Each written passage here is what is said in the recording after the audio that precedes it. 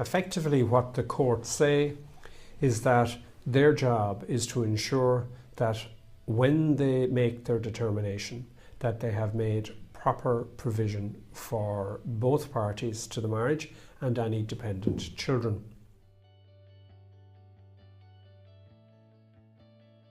The first guiding principle, and not necessarily first in priority but first in number, is the resources of the parties.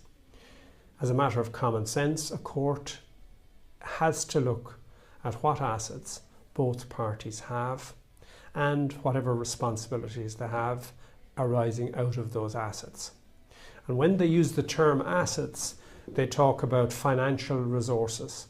So they're not limited simply to what we think of as assets like property, but there could be trusts, there could be gifts, there could be benefits under a will, or any other issues or any other resources such as that.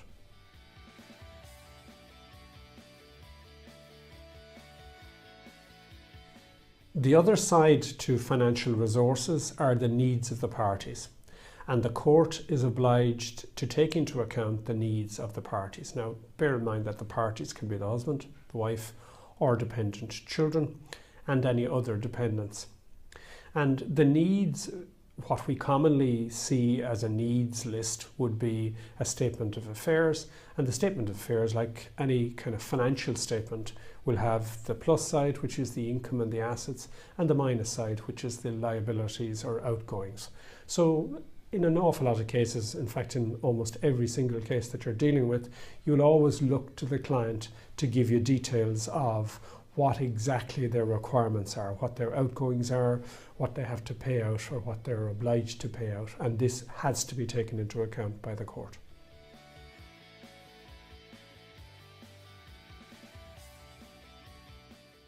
Effectively, the court has to be satisfied at the end of the day, when they're making the determination, that proper provision has been made for both spouses and any dependent children of the family.